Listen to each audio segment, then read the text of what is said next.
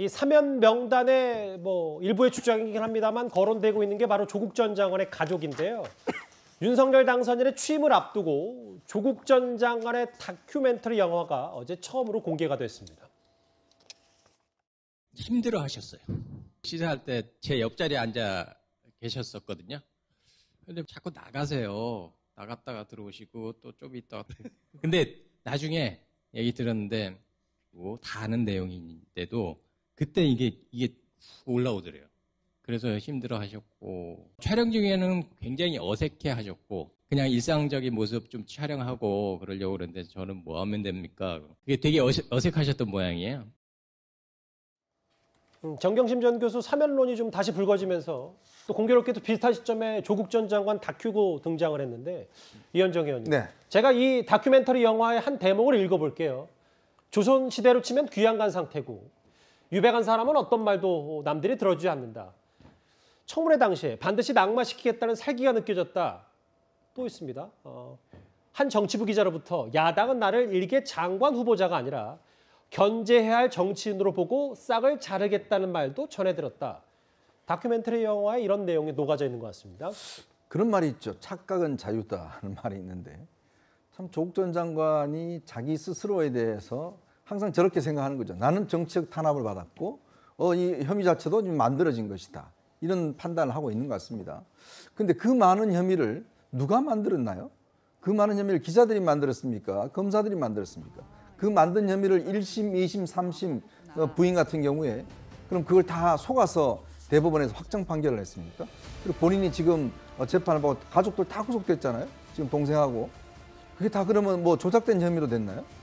저는요 정말 이 조국 전 장관이 문재인 대통령이 자꾸 잊혀지고 싶다 말씀하셨는데 저는 오히려 조국 전 장관이 좀 잊혀졌으면 좋겠다 이런 생각이 듭니다. 왜냐하면 이 다큐멘터리라는 게 다큐라는 거는요 기본적으로 사실관계에 증명해야 됩니다. 한쪽만 보면 안 되는 거예요. 근데 모르겠습니다. 저는 아직 이 다큐를 보진 않아서 모르겠지만 어쨌거나 조국 전 장관 좀 전에 말씀드린 조국 전 장관 관점에서 써내려간 것 같아요. 지금 뭐 추측을 해보면. 예. 근데 과연 이게 다큐라고 이야기할 수 있는가? 그냥 주장이죠, 이거는 자체는. 근데 그러면 우리나라 법원이 이런 어떤 면에서 보면 이 한쪽 면만 보고 다 그렇게 판단한 것인가? 많은 국민들이 다 다큐를 봤습니다, 솔직히. 저희 탑10에서 거의 1년, 2년 넘도록 매일같이 이 사안에 대해서 여러분 전달해 드렸고 그게 저는 다큐입니다. 저 다큐가 진짜가 아니고 많은 이 뉴스를 통해서 하루하루 전해지고 그 사실관계가 증명이 되고 법원에서 판단이 되는 거 그게 바로 다큐입니다. 조국 사태 보도로 시작이 됐고 그러니까 대법원의 단죄, 정경심 교수의 단죄로 그게 다큐멘터리다 이렇게 말씀하셨어요. 예. 오늘부터 한덕수 국무총리를 비롯해서 장관 후보자 청문회가 시작이 됐는데요. 오늘 박보균 문체부 장관 후보자 청문회에서 조국 전 장관 얘기가 등장했습니다. 자신이 없으면 장관을 하지 마십시오. 자료를 못 낼 거면 장관하지 마십시오. 일설에 의하면 딸은 건들지 마라. 딸이 우는데 자료 제출 요구 그만해라. 조국 장관에 대해서 조국 장관 딸에 대해서 얼마나 험담을 퍼붓는지 본인 칼럼을 한번 보세요. 그리고 본인 후보자의 두 딸에 대해서 한번 적용해 보세요. 과연 이 자리에 앉을 수 있는지. 후한무치하고 뻔뻔해도 정도가 있습니다. 민주당은 초대 장관 후보자들부터 조국 전 장관 잣대를 들이밀어야 된다 이렇게 얘기하고 있습니다. 조국 전 장관 다큐 얘기 짧게만 하고 넘어가면 여기에 후원금이 꽤 많이 모은 모양입니다. 발음이 어렵네요. 구장 차장 이거 어떤 식으로 좀 받아들이면 될까요? 일단 그 뭐 대선에서는 졌지만 여전히 더불어민주당을 지지하고 또는 조국 전 장관 가족들의 어떤 이 구속 그리고 처벌 이거에 대해서 안타까워하는 이 다수 국민이 있죠. 뭐 그게 50%를 넘지는 않습니다만 그런데 안타까운 것은 대통령 선거에서 0.73%로 졌지만 진 것에 대해서 인정하지 않고 오히려 졌지만 잘 싸웠다라고 정신 승리를 주장을 하고 있습니다. 이렇게 되면 패배에 대한 원인을 따지고 어떻게 하면 다음 선거에서 이길 수 있는지 그 방법을 찾기가 좀 어렵거든요.